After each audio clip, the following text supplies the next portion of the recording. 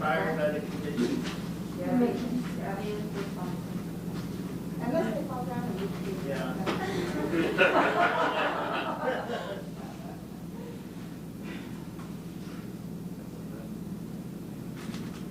Yeah, no, I saw Dean a few minutes ago, but I had some go there. Right, I'll hang up here. Okay. Yeah, we got. Okay.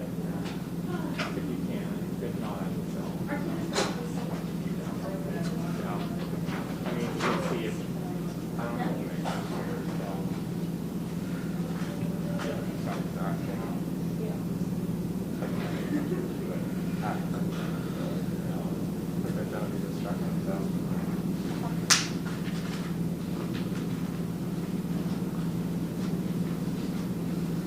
Hi everyone, this is Charles Boyle in the Governor's Office. Thanks for joining us today. We'll get started in just a few minutes. While we wait, please go ahead and start pressing 0 to work with the operator so that you can get into the question queue to ask a question. Thanks so much.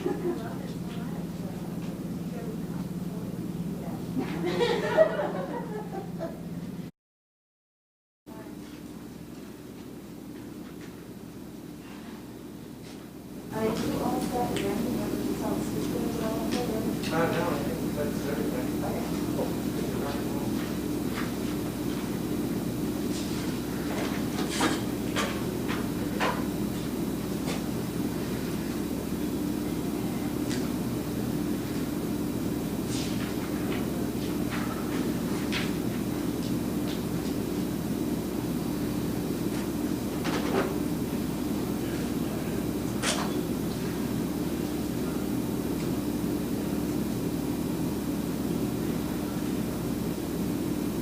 Hi everyone, thanks for calling in. Charles Boyle again in the Governor's Office. We'll get started in just a couple of minutes. If you just joined us, go ahead and press 0 to get into the question queue while we wait so that you can ask a question. Again, that's just press 0 to work with the operator. Thanks.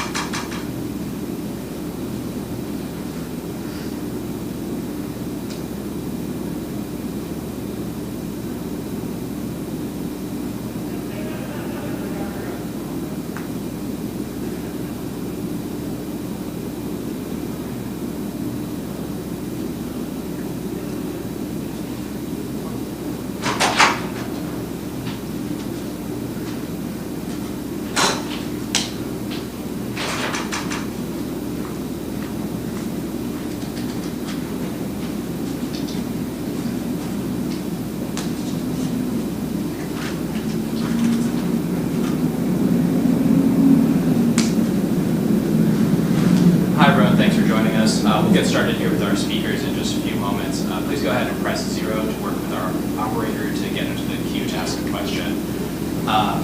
Again, that's press 0 to get into the question queue. Thanks so much. We'll get started here in just a moment.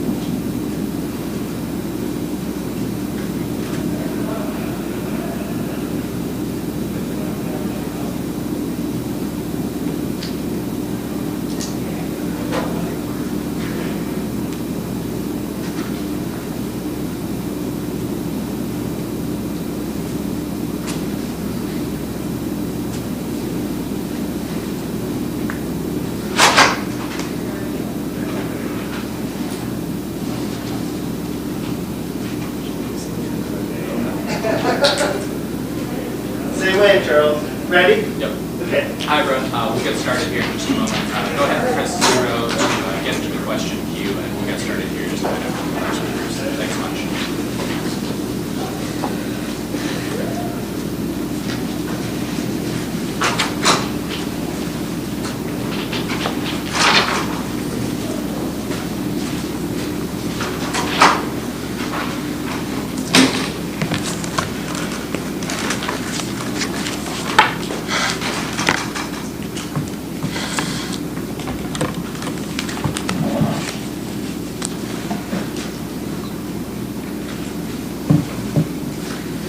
You ready, Dr. Seidlinger? Director Allen? Okay, all right. Good morning, everyone. Thank you so much for being with us here today. I'm joined by Pat Allen, Director of the Oregon Health Authority, and Dr. Dean Seidlinger, our state epidemiologist. As we head into the Labor Day weekend, we want to share the latest COVID-19 modeling and public health data. But first, I'd like to talk with you about the situation in Portland. The protests in support of racial equity and police accountability started many weeks ago, 100 days ago. During this period, state elected leaders, working with community leaders from around the state, have attempted to rise to that call. Here's what we've done so far. We passed 6 bills improving police accountability, limiting police use of chokeholds, limiting the use of tear gas by law enforcement for crowd control, and limiting the ability of an arbitrator to overturn police discipline. We passed the historic Oregon Cares Fund for Black Relief and Resiliency, dedicating $62 million to support Black individuals, nonprofits, and businesses who've been hit extremely hard during the pandemic.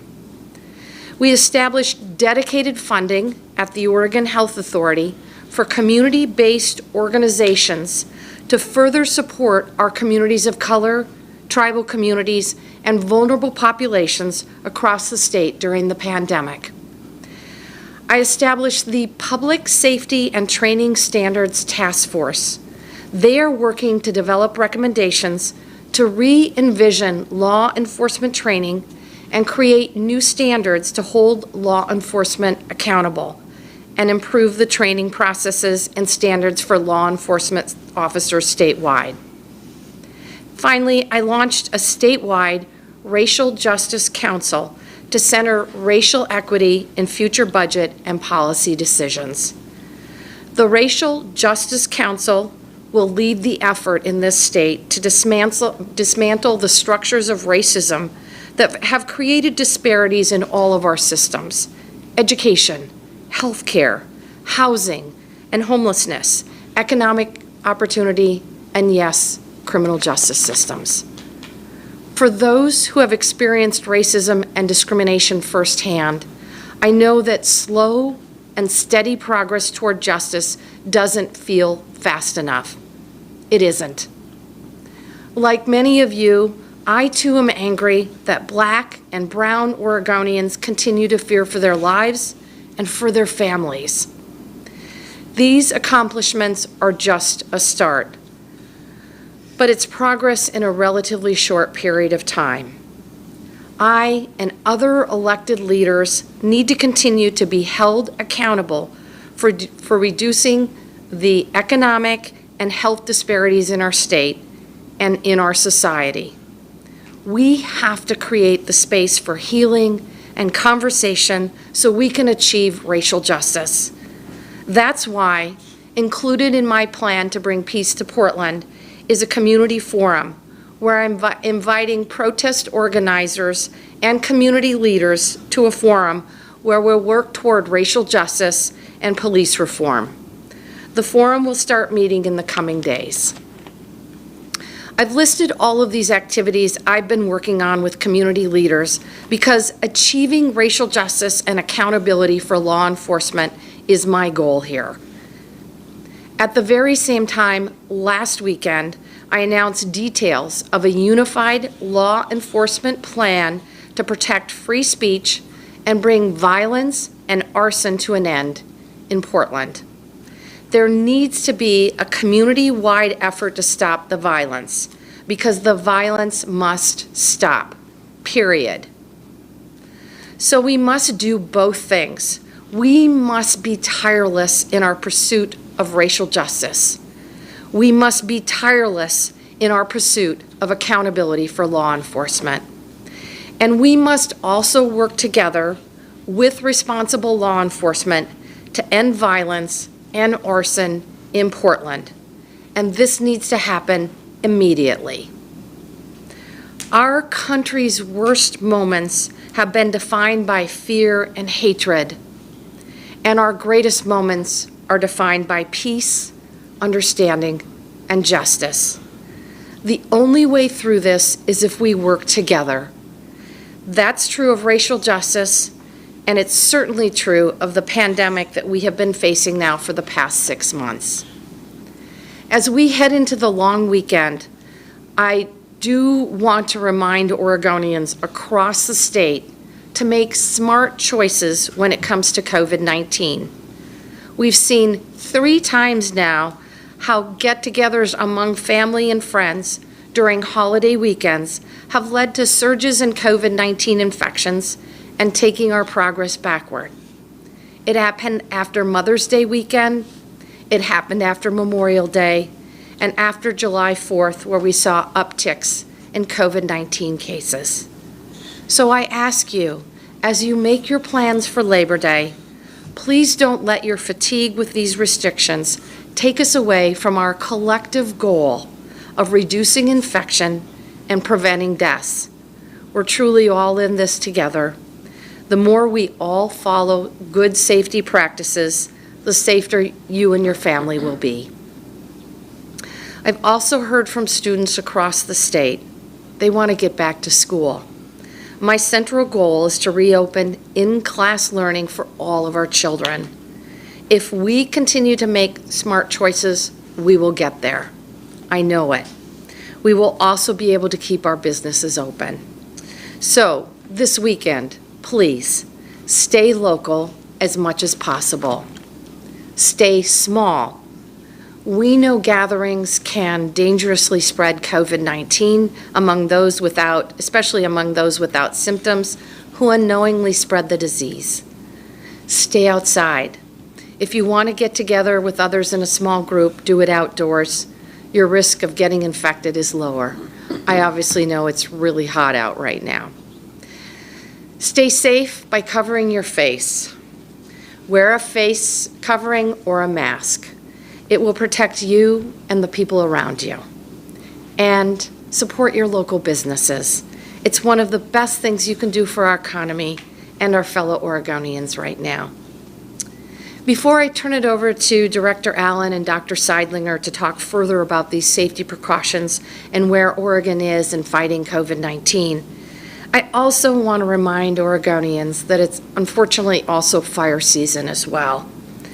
This will be an unseasonably hot week. Please act responsibly when outdoors to prevent wildfires. Please follow burn bans and practice fire safety. It will keep our homes, our lands, and our firefighters safe, and it will preserve the beauty and bounty of Oregon. Thank you, and with that, I'm going to turn it over to Director Allen. Thank you, Governor Brown. Again, I'm Patrick Allen, Director of the Oregon Health Authority. I'd like to provide an update today on where we are in the pandemic and our response to it. And then I'll turn things over to Dr. Dean Seidlinger, our state epidemiologist, to provide an update on the latest COVID-19 model. We entered the Labor Day weekend on a clear downtrend in daily COVID-19 cases throughout the state. Since the peak of the pandemic in mid-July, we have experienced a 30% drop in weekly cases. That's a really encouraging sign, and it's validation that more people are taking seriously the guidance to wear face coverings, to practice physical distancing, and to limit gatherings. Our collective efforts appear to be slowing the spread of the virus for the time being, but we need to keep up the pressure for much longer if we hope to reopen schools for classroom instruction and see our businesses and communities recover. That will require adapting to the reality that COVID-19 continues to lurk among us for the foreseeable future. We continue to see social gatherings as one of the primary ways this disease spreads. The choices we make not only affect us and our families, but our neighbors and our communities. We simply cannot celebrate this Labor Day and all the holidays coming up in the fall and winter the way we have celebrated them in the past. Since we reopened the state, we've seen increases in daily case numbers after holidays, particularly after Mother's Day, Memorial Day, and the 4th of July, as the governor observed. We cannot have that happen again. Not after the hard work we've put into slowing the virus, and certainly not if we want to set ourselves up for success this fall and winter when flu season returns. We urge you to stay close to home this holiday weekend, to hang out with your family members, and to catch up virtually with extended family and friends. Let's keep up the pressure. We're making a difference.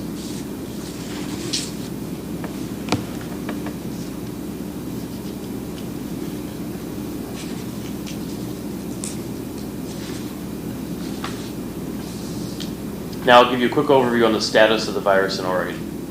Today, we've recorded 27,601 confirmed and presumed cases of COVID-19, including 268 today. Sadly, we're reporting 5 additional deaths, bringing our statewide total to 475. We offer our condolences to the families who have lost a loved one to the disease. We are continuing to see a decline in daily cases of COVID-19. Last week marked the 4th consecutive week-over-week drop. For the week of Monday, August 24th through Sunday, August 30th, the health authority reported 1,558 new cases, down from 1,704 the previous week. That's a decline of 8.6% from the previous week.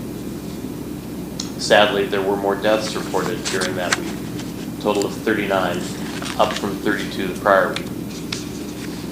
Meanwhile, the percentage of positive tests dropped to 4.4%, marking the first time since late June that number has been below 5%. We hope we can keep it at that 5% threshold and potentially be able to resume in-person K through 12 education sooner rather than later. These promising trends suggest that after months of playing defense, we're on a path towards sustainably flattening the curve of COVID-19.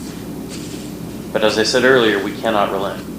Recent history shows that any lapse in our collective vigilance or in our individual judgment can have far-ranging impacts on us, our families, and our communities. It's not just about flattening the curve, it's about keeping it flat.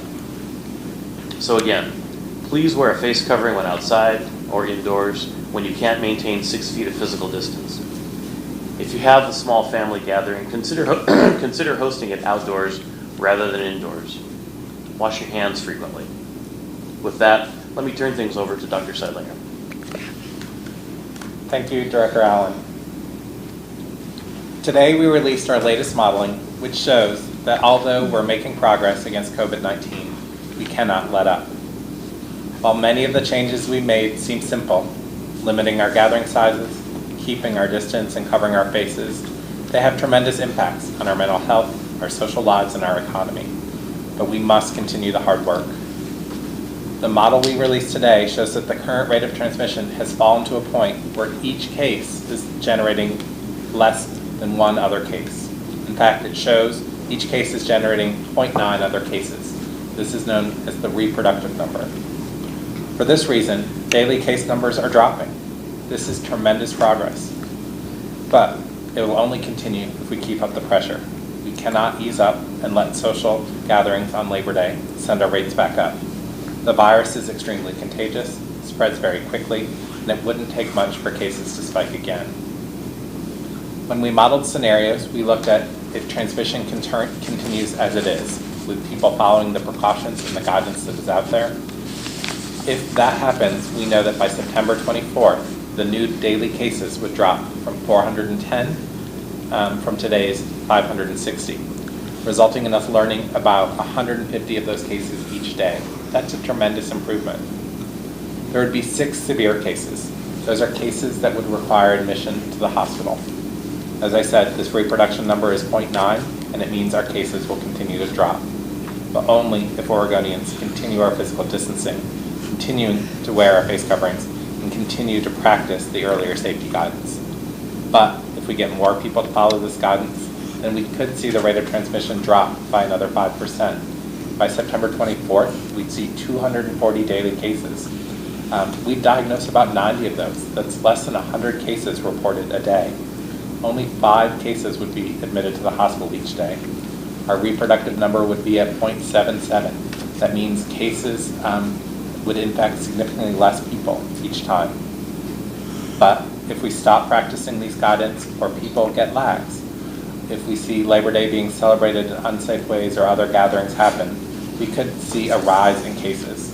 If the current transmission were to rise by just 5% from our current levels, our reproductive number would be over 1 to 1.05. Our daily cases would rise to 790, with 180 being diagnosed each day, and an additional 11 people would be hospitalized each day. So the takeaway from our model this week is very clear.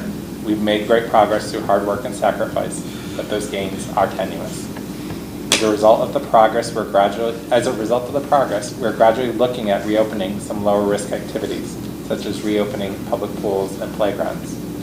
We are moving forward with science and safety in mind, and whether we can keep sectors open and operating in a safe manner depends on all of us continuing to practice the precautions we know to keep COVID-19 at bay.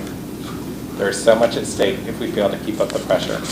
As Governor Brown and Director Allen have noted, this holiday weekend could erase all those gains if people celebrate in unsafe ways. So again, we urge you to enjoy the holiday safely. Celebrate with your household, stay close to home, wear your mask or your face covering, and wash your hands frequently. Oregonians are ingenious, and by now we all know how to find new and creative ways to stay safe. It's on every one of us to maintain the progress we've made against COVID-19, and together I know we can do it. We can get through this holiday weekend and keep the pressure up on COVID-19 in Oregon. Thank you, Dr. Seidlinger. I think we're ready to take questions. Our first question today will be from Lindsay Madrick with Point 6 News. Go ahead, Lindsay. Hey, can you hear me? Yes. Okay, thank you. I have 2 questions, if I could. One for Dr. Seidlinger, maybe wondering if the drop in positive tests, does that have anything to do with doing less testing or funding being cut for testing? Is that the reason we're seeing a drop at all? And then I have a separate question for Governor Brown, if I could. I don't know if you want me to ask that now or after. I'll answer this question, and then you can ask your question for Governor Brown. Okay. Our testing continues to be a challenge. We can't do all the testing we'd like, but with the decrease in % positive tests, I think that indicates that overall we have enough tests to test broadly in Oregon. We're seeing decrease in cases, we're seeing decreases in hospitalizations, and all those are signs that the disease is spreading less here in the community. Taking that data and using the research we know about the spread of the virus, the model shows us that that decrease should continue if we keep up the pressure we have. We are continually looking for additional tests, additional ways to get tests to the communities that need it most, knowing that certain segments of our community, our communities of color, our tribal neighbors here in Oregon are disproportionately impacted, and we want to do everything to get our tests to them, to get tests available to them when they need them, and we'll continue that pressure, but that % positivity doesn't indicate that we're not picking up cases because we're not testing. We truly are making a difference here in Oregon, and cases are decreasing. Thank you. And Governor Brown, I was just wondering if you could comment on your unified law enforcement plan. We saw Clackamas, Washington, and Gresham all decline. A lot of people wondering why weren't they involved more in the planning process before your plan came out, and kind of what happened now that they have said we are not sending resources directly to help Portland Police. Well, thank you for the question, and I appreciate the context of the situation. Superintendent Hampton did reach out to local law enforcement communities, sheriffs, before we released the plan. But this is an all-hands-on-deck moment, and I think we would all agree that we need to work collectively to stop the violence in Portland. And I am incredibly grateful for the efforts of the Portland Police Bureau and the Oregon State troopers or Oregon State Police, and at the same time appreciate the way that other jurisdictions, including Washington and Clackamas County, continue to help out by providing coverage to fill in for OSP. Thanks, Lindsay. Thank you. Next up, we have Jerry Howard with Newswatch 12. Go ahead, Jerry. Sure. And this question is across the board for the panel. There's a couple of parts. One, do you expect any changes to trends and guidelines through the balance of the year? Will anything really change until 2021? And is there anything in particular in Southern Oregon that is a special issue or concern for the state? So, Jerry, I'll start out. Obviously, this is a 100-year pandemic. We are faced with unprecedented challenges in terms of this particular pandemic, and there's truly no guidebook or no playbook. My commitment to Oregonians is that I will prioritize their health and safety, and that we will continue to use science and data in our decision making. I have to say, in terms of any changes moving forward, as I said, we're going to use the best science and data that we have, and that continues to evolve over time. I would just say, generally speaking, I am hoping that we can substantially increase our testing capacity as we move into the school year. I think it's critically important that we have expanded testing capacity to protect our students, our teachers, and our professional staff.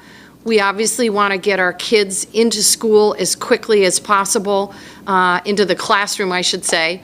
Many of them are already starting, but we want to get our kids back into the classroom. And over time, it is my hope that in order to make that happen successfully, that we will substantially increase our testing capacity. Governor, may I add to that? Sure, Director Allen. I guess I would say I would be shocked if nothing changed about our guidance or restrictions or anything else between now and the end of the year, one way or the other.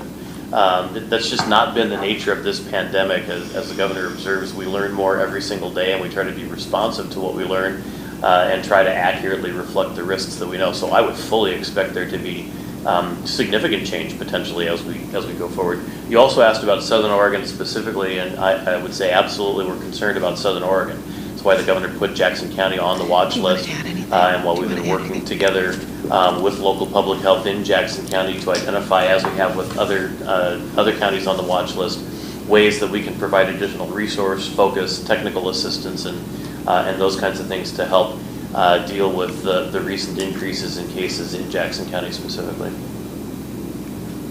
Thanks, Jeremy. Next up, we have Kelly with K2. Go ahead, Kelly. Oh, thank you so much. Can you guys hear me? Yes. Yes. Perfect. Governor, this question is for you. In a number of cases, we've seen governors call for the National Guard to provide more resources to help police and quell the violence that stem from the protests, like we're seeing up here in Portland. Regardless of training, why are you not calling in the National Guard, even when the mayor says he's asked for your help in that regard? So just to be very, very clear, the mayor asked for assistance from the National Guard several weeks, perhaps months ago, and there were multiple reasons at the time why I rejected that request. In addition, we know that other states, I talked to Governor Walz in Minnesota, used the National Guard for a very limited period of time. I think it was over a 48-hour period of time. In terms of Oregon, I'm relying on our trained law enforcement, the superintendent of the state police, Travis Hampton, the Portland police chief, Chuck Lavelle. Travis, Superintendent Hampton would say that A, we don't need the National Guard at this time, and B, that they are not trained for this work. What we need on the ground is trained law enforcement, and that's why I created the Uniform Law Enforcement Plan to bring both local and state officials together behind a plan to keep people safe and to protect free speech rights. And then my second question is, can you tell us about OSP being basically martialized and how they became or got the ability to do federal work and protection in that way, and how that decision came about? Yes, it was for the period of time. You might recall when we had federal officials in on the streets of Portland. I made an agreement with the White House for them to remove these federal officials and for Oregon State Police to step in and assist. My understanding is that Oregon State Police were deputized for the purposes of protecting federal property at that time. If you have further questions, I would really encourage you to speak with Superintendent Hampton and his team at the Oregon State Police. And just quick follow-up, will you ask the president for help? I have asked the president for help many, many times. I have requested from the White House additional resources for personal protective equipment. We've asked the White House for additional testing supplies and capacity. And I continue to ask the White House every single day for additional financial assistance. As you know, the state and our local jurisdictions, our cities and counties are struggling financially, just like families across the entire state. And it would be extremely helpful if Congress were to come together around a package to assist the states. My governors across the United States can't agree on what color the sky is, but I can tell you, to a governor, we would all agree that our states, our local jurisdictions, and our tribes need additional financial assistance, and we need it now. Thanks, Kelly. Our next question comes from Gary Warner with EO Media. Go ahead, Gary. Yeah, hi, Governor. Looking back at the race that we've had so far, was there any point that we might have been able to have large outdoor events, say something like the Pendleton Rodeo or duck football games? And when did we really hit a spot where that just wasn't going to happen? When did you know that those kind of things weren't going to happen? Gary, I don't know if I can answer the when, and maybe my state epidemiologist can. But I just have to say to Oregonians, I know this is really, really hard. I know many of you love going to Autzen Stadium and watching our Oregon Ducks kick the Washington Huskies. I know many of us enjoy going to the Pendleton Roundup. Honestly, it's some of my favorite time and some of my favorite memories in Oregon. So I know that this is really, really hard. And in terms of when, I'll turn it over to our state epidemiologist. Thank you. I think as we discussed kind of reopening and exiting our Stay Home Save Lives through the month of April, and reopening began in May, we knew that we would see increased transmission, and that did happen. As you've heard in the remarks earlier, we saw increased transmission occur with holiday gatherings, Mother's Day, Memorial Day early in the summer, and 4th of July later in the summer, and really saw tremendous increases in cases in the month of July, or at the end of June through the month of July, that continued. Those numbers went higher than we had hoped, higher than we maybe had expected, and so we weren't able to open additional activities. We know that some of these activities, they seem safer. They gather people outside for a football game, for the rodeo, but they come with a lot of associations, people getting together to eat, to socialize in smaller, more close-knit groups, and bring additional risks. So, the governor made difficult decisions that we would limit the gathering size across Oregon, because that really helps the safety and the health of all Oregonians. And we've seen that play out. We continue to have some of the lowest rates of states across the country. Oregonians have continued to make sacrifices, but we can continue to look forward to the day that we can return to the rodeo, to the Pendleton Roundup, that we can continue to cheer on our favorite football team, whether it's the Ducks or the Beavers, and that we can go back to some semblance of normal. But this fall and this winter isn't the time for that. We continue to see fairly widespread disease in our community, even though we've done a great job. And so we'll have to think about our past activities when we went to those, keep the memories alive, and look forward to the future. Carrie, I'll just add in terms of the Pendleton Roundup, my recollection, I had multiple conversations with the committee planning for the Pendleton Roundup and the executive director and team, and we talked about the multiple options that the Pendleton Roundup had in terms of keeping people safe, but also celebrating the spirit. I think this was the 110th Roundup. I could be wrong. Somebody will send me a note. But it was That's true, yeah. it was the Pendleton Roundup itself that made the decision to not hold the Roundup this year. And I really appreciate their leadership and their work with the community. Thanks, Carrie. Thank you. Next up, we've got Aaron Ross with OPB. Go ahead, Aaron. Hi, Dean. Hi, Director Allen. My question for you is, so it sounds like that a couple weeks ago there was a lot of discussion about potentially closing indoor dining or looking at travel restrictions or things like that to curb the cases. But it sounds today like there's consideration of reopening certain low-risk outdoor activities like playgrounds and swimming pools. So I was curious if that's still on the table, if that's still something to be considered, additional restrictions to help get feasible enough to have schools open, or if it seems like currently, at the current trend, schools will be able to open without additional restrictions.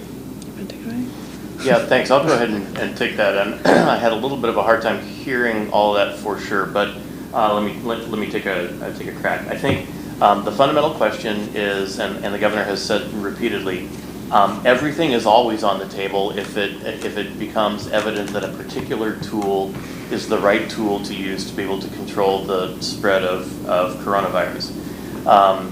You're right about the fact that for the last number of weeks there's been discussion about whether a travel restriction would be the right step to take. I think what we've been able to demonstrate over the last month or so is that because of the actions of Oregonians limiting their gatherings, wearing masks, and doing the other things that they need to do, that we've driven down the number of cases, and so that kind of a tool doesn't appear to be necessary at this time.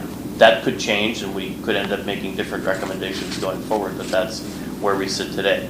I think as the cases go down, what we're increasingly able to do is calibrate the guidance that we have to identify things that either we've always known are relatively low risk, or we have since learned are low risk, and make those easier to pursue. Playgrounds is a great example. We know a lot more about outdoor spread. We know a lot more about how risky surfaces are, those kinds of things. And as cases go down, it becomes easier to be able to make those decisions to allow those kinds of activities to occur.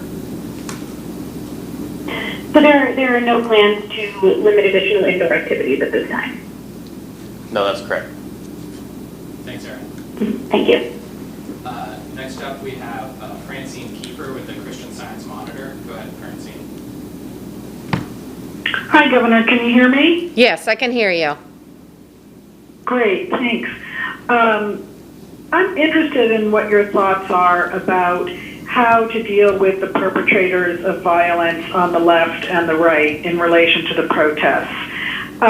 Do you think that they are a matter just strictly for law enforcement, prosecution, arrest, and so on, or should they somehow be brought into the dialogue of community groups that you are looking to now to try and help get past the violence? I think that's a really good question. I think it is a collective effort, and the reason why I wanted to make sure that we had a unified law enforcement plan is I wanted to make sure that all of our law enforcement partners at the state and local level were working together and making sure that folks who are committing arson, property destruction, and person-to-person crimes are held accountable. I think that's really, really important. The second piece, though, which I also think is incredibly important, is convening a table and having a conversation, a dialogue about what changes need to be made in terms of law enforcement and ending racism in our criminal justice system in particular need to happen. And this would be focused obviously on the city of Portland. But the third piece, and I think it's also really, really important, is having a collective cry that we end, that we all work together to end the violence in this city. And as you saw, we had a number of folks and a number of organizations sign on to that. But I think the goal here is to build, as Dr. King would say, a beloved community, and that we want to create an Oregon where everyone can thrive, everyone. And that's something that we have to co-create. That's something that we have to re-envision. That's something that we all have to work together on. And that's work that I am absolutely committed to doing in my time as governor. Thank you. Thanks, Betsy. Next up, we have Amy Green with the Oregonian. Go ahead, Amy.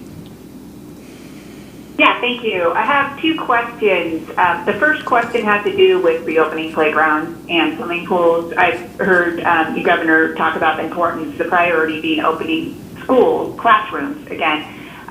Would playgrounds or swimming pools possibly open before in-person classes across the state? Thank you. I mean, I believe that the Oregon Health Authority has released guidance for playgrounds and pool reopening, and I'm going to have Dr. Seidlinger speak to that.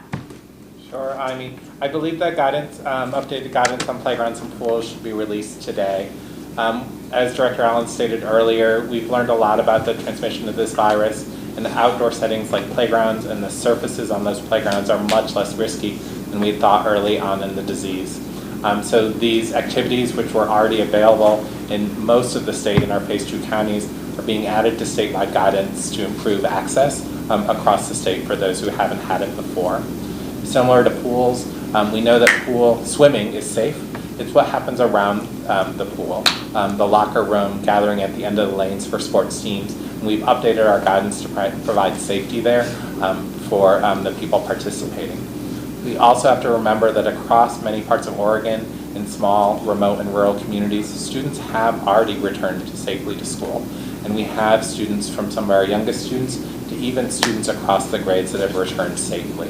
And we don't anticipate that having people participate in swimming, be able to bring their kids to the playground, is going to slow our progress to getting even more Oregon students and their teachers safely back to school. I mean, the only other thing that I would add is as the virus continues, we continue to refine our approach as we get more information and more data. And I think what is really clear, and I think what we would collectively ask of Oregonians today, again, is that we know that informal social gatherings are super spreader events, that having a backyard barbecue to celebrate your aunt's 90th birthday, can be very, very challenging and increase the risk of spreading the virus. That's why we're asking people to do a number of things, to keep it small, to keep it outdoors, and to wear face coverings if you can't socially distance. Thanks, Ivy. Okay. Oh, sorry. I just have a second question. Go ahead. Yeah, thank you. I have been asked this again and again by readers, by members of the public. One of the greatest and ongoing disappointments they're telling me is that they feel there's a lack of public information released about who COVID-19 is affecting and how it's being spread. They say, why can't we know more about who is becoming infected and how they're becoming infected without violating privacy laws by identifying individuals, but providing more detailed aggregate information? Why doesn't the state tell us specifically what underlying conditions are killing people? Is it heart disease, obesity, diabetes? Why aren't we learning about the circumstances where people are becoming infected? When you know, can you specifically tell us, identify the business, identify the workplace, say that it was a social gathering? Sharing this information would be of great interest to people because it would help them assess what kind of risks the disease poses in their lives and base their life decisions off of that. Governor, would you be more willing to allow for the release of this information? Thank you, I'm going to turn that over to Director Allen. And I will just tell you, the states have taken very different approaches in terms of what information is released and what is not. Oregon has erred on the side of transparency. As you mentioned, obviously this is always a balancing act. And while we want to make sure that Oregonians across the state have the information they need in order to protect themselves, we also need to be able to protect individuals' medical privacy. Director Allen. Thanks. So I'd make a few comments about that. First of all, I think we have a wealth of information along the lines of what you're talking about that we make available every day, every week, every month. We are one of a minority of states that have an A+ rating from the COVID tracking project run by Atlantic Monthly that gathers data across all of the states. We have been clear about the risks to Oregonians and what those things are that have an impact on transmitting the coronavirus. We keep coming here every week talking about social gatherings, talking about get-togethers, talking about congregating in groups, and the fact that that is high-risk behavior and is one of the leading causes of transmitting the disease. So I just don't know how we can be clearer about that. I'll let Dr. Seidlinger talk a little bit more about. Go ahead. Just let me just finish the thought real quick, and then you can follow up. In terms of co-occurring diseases or contributing factors, I think what we have tried to say is, because we've been successful in Oregon and the number of deaths is really small, Oregon-only data about specific individuals, specific contributing factors is not very useful to people, and that the data that CDC publishes is much more comprehensive and more useful for people to have an assessment of their own personal risk of an underlying cause. And that's what we said clear back in, I think it was May, when we began to, when we moved away from trying to release that information. The last thing I'll say, and then you can follow up, or I can turn it to Dr. Seidlinger, is we have tried to provide a lot of information about specific cases, more than public health professionals are generally comfortable with. And there comes a point when you provide enough specific detail about specific individuals, you are, for all intents and purposes, identifying that individual. And in a pandemic, people are still entitled to their own medical privacy. And so I think we're trying to, as the governor says, run that balance in a way that we provide Oregonians with information that they can use to protect themselves, while still making sure that people are entitled to privacy. Dr. Seidlinger, you want to talk about the CDC information on underlying causes? Yeah, thank you for that. As Director Allen stated, we have fairly low case rates here in Oregon. We can show what are those underlying conditions that put people more at risk. Things like obesity, which we know is one of the highest risks. People with 2 or more underlying conditions are at greater risk, so diabetes and lung disease, together. And Oregon data, our in-depth chart reviews that we're doing are contributing to that. And by putting our efforts there, contributing to the bigger picture, so that we can get a more clear-cut answer about what puts people at risk, is providing safety, providing information to help Oregonians make decisions, rather than some initial information that we are doing fairly rapidly to get information out to the public about those underlying conditions, but maybe wasn't as complete as we would like. We're able to focus our efforts, contribute to the national picture, and provide people clear decision-making skills or opportunities. Thanks, Amy. We have time for just a few more questions. So the next question we have is a written question from Andrew Selsky with AAP. Andrew asks, Governor, what do you have on efforts to track down Michael Forrest Reinhold on the warrant issued against him for homicide and his killing yesterday? And are you concerned that clashes against protesters and counter-protesters in Portland will escalate and become more deadly? So I don't have any more specific information about Mr. Reinhold, and I would encourage, Andrew to speak directly with OSP, the Oregon State Police, as well as federal authorities. In terms of the violence in the streets of Portland, I continue to remain concerned. That's why, at the request of community leaders, we have issued a collective call to end the violence, to end the property destruction, the arson, and the person-to-person violence in the streets. This violence is a distraction from the critically important work that we need to do to eradicate racism and build a better Oregon for everyone. At the same time, I know that everybody must be held accountable. And it's really clear, at least to me, that we have not always held our law enforcement officials accountable. That must change. At the same time, we need responsible law enforcement to help keep our communities safe.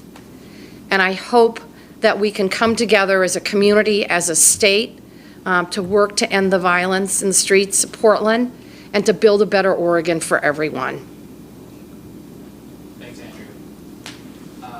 Next up, we have Alex Zelinsky with Portland Mercury. Go ahead, Alex. Alex, are you there?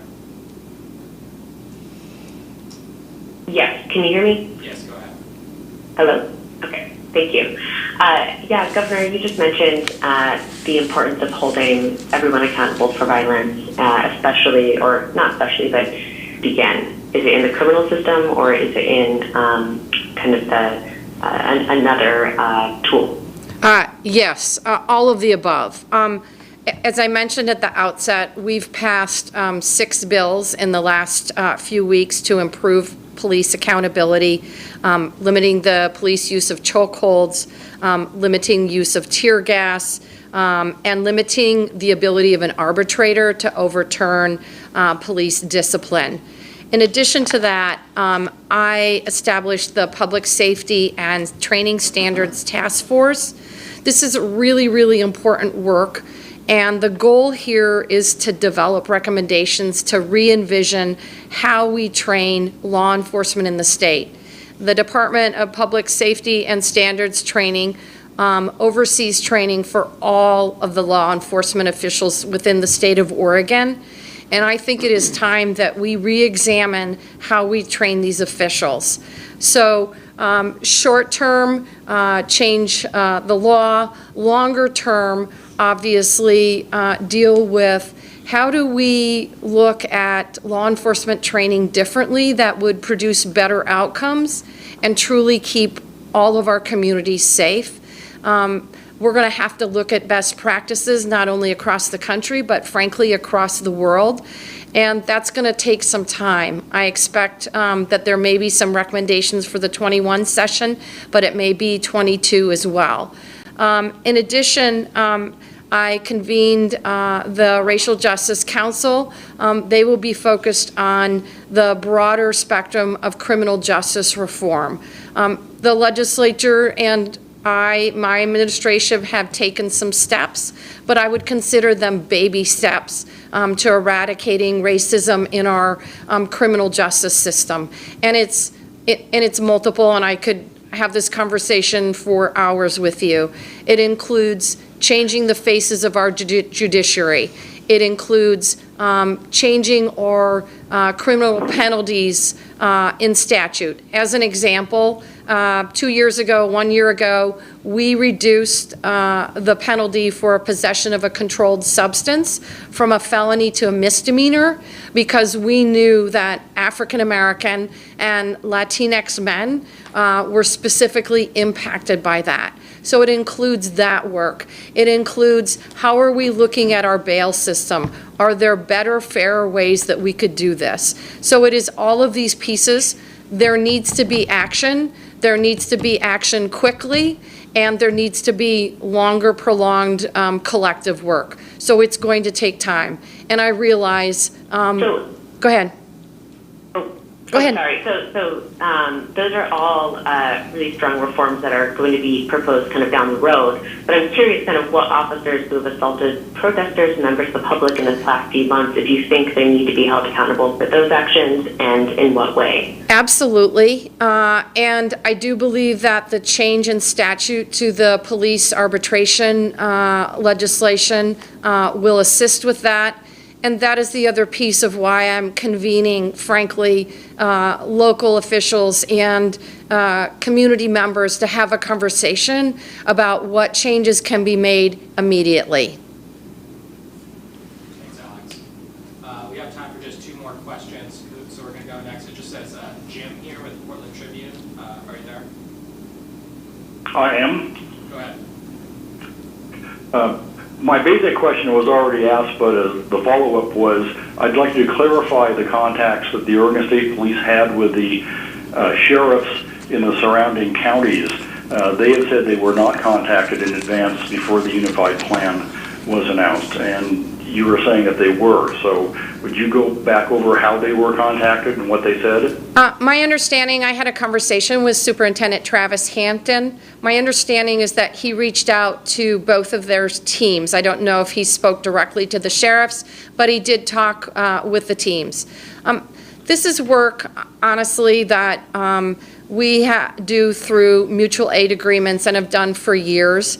And what I will say is this. I really appreciate the efforts of our local law enforcement outside the city of Portland to assist our Oregon State Troopers. I hope that that continues, and I hope that we can continue to build stronger partnerships with them. Thanks, Jim. Last question today is from Galen Etlin with KGW. Go ahead, Galen. Yes, thank you so much. Good morning, Governor. We've had some viewers ask why your anti-violence statement this week about ongoing unrest in Portland mentioned white supremacy, but did not also include mention of groups like Antifa and other bad actors. Why was that? And also, what is your response to City Commissioners Chloe Eudaly and Joanne Hardesty not signing on to that anti-violence statement? So the first question is, why did I specifically hold out white supremacist organizations? Because my goal, my vision for a future Oregon is to build a better Oregon where everyone can thrive, and that means eradicating racism. And so my understanding of these organizations is they're based on hate, and I think it makes it really difficult for us to build what Dr. King would call a beloved community.